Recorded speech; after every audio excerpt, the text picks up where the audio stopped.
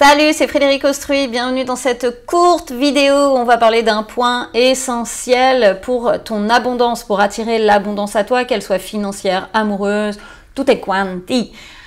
C'est la fierté. On va parler de cette fierté, on va développer et je vais te donner différentes clés pour arriver à dépasser ça et être vraiment dans ton alignement et ouvrir en fait toute cette abondance à toi.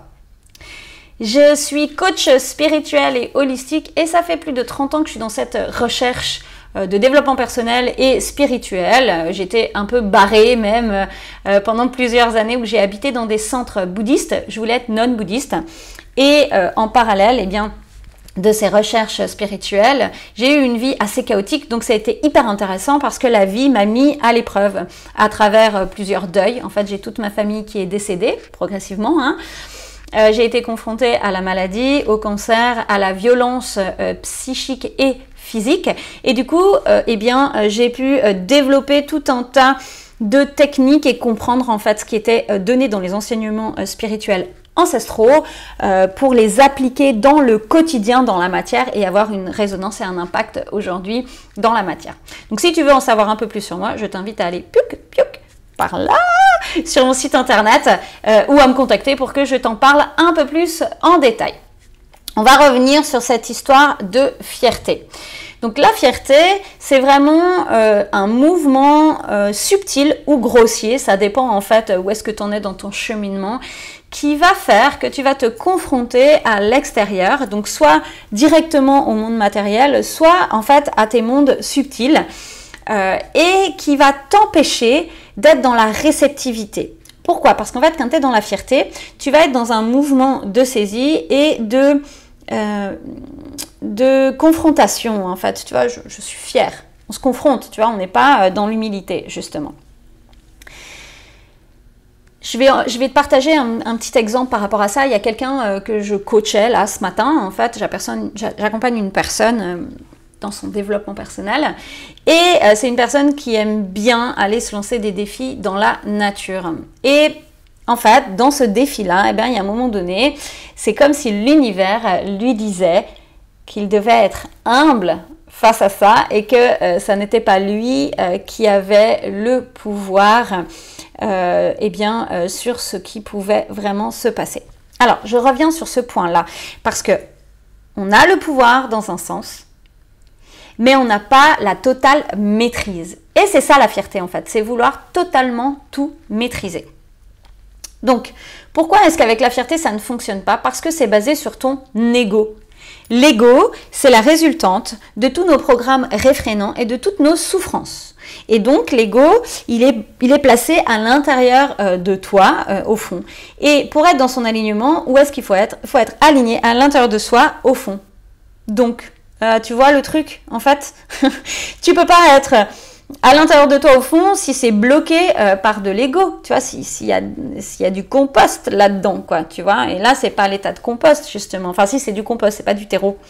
Et donc pour ça, ça demande à travailler ça et à le transmuter. Et la transmutation de la fierté, c'est l'humilité. L'humilité, c'est comprendre que tu n'es rien, c'est-à-dire comprendre qu'on est simplement la résultante de rencontres, donc de personnes que l'on a rencontrées sur son chemin et d'expériences.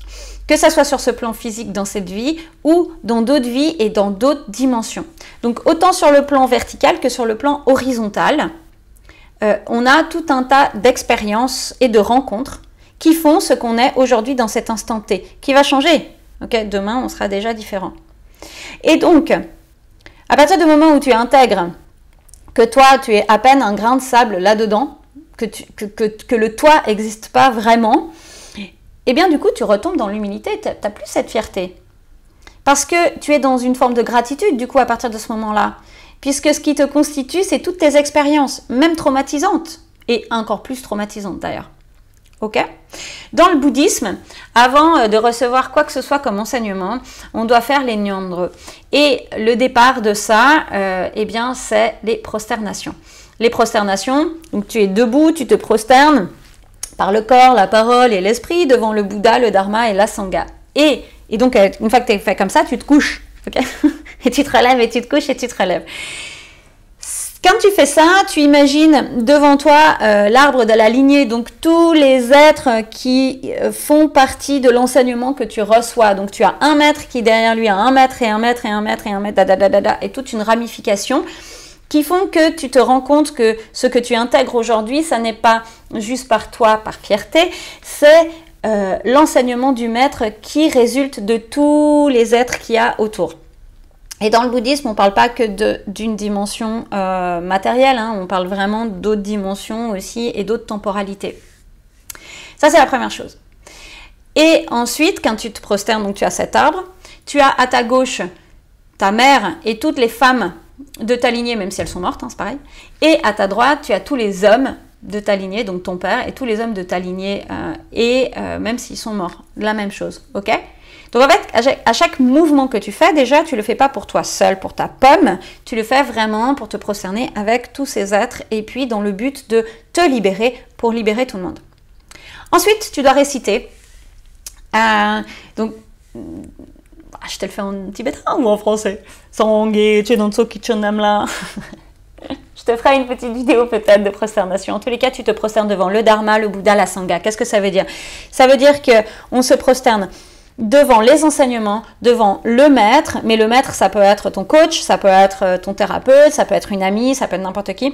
Et la Sangha, c'est la communauté des disciples, donc c'est tous les êtres qui t'entourent et qui sont dans cette même dynamique et dans cette même lignée que toi. Ok? Et donc, lorsque tu fais ça, et on n'en fait pas 10, on n'en fait pas 20, on n'en fait pas 100, on en fait 111 000. 111 000, my God! Moi, à la fin, franchement, ça m'a pris 1 an et demi ou 2 ans, je me souviens plus. J'avais comment on dit, pas des croûtes, des cornes au niveau des poignets et au niveau du front à force de prosterner comme ça, tu vois. Eh bien, ça pète ton ego, ça pète ta fierté, et quand ça pète ta fierté, eh bien, du coup, tu peux revenir en toi. Et lorsque tu reviens en toi, tu peux réceptionner et comprendre qu'en fait, on est un grain de sable qui est accompagné par tout un tas d'êtres, invisibles et visibles. Ok? Lorsque tu réalises ce mouvement et que tu reviens dans ton corps et que tu es humble, que tu remercies finalement cette situation et que tu remercies aussi ce chemin de vie que tu es en train d'entreprendre, eh bien là, l'abondance revient.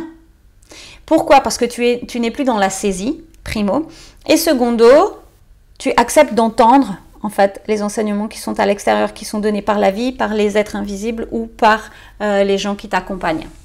Ok? Et il y avait un autre truc que je voulais te dire. Du coup, il y a aussi le fait, un des points qui va aider au fait que tu sois moins dans la fierté, eh bien c'est te dire que si toi tu n'acceptes pas la mission ou si toi tu ne fais pas ce vers quoi tu es guidé, quelqu'un d'autre le fera à ta place. Donc de toute manière, ce sera fait pour l'humanité. Alright?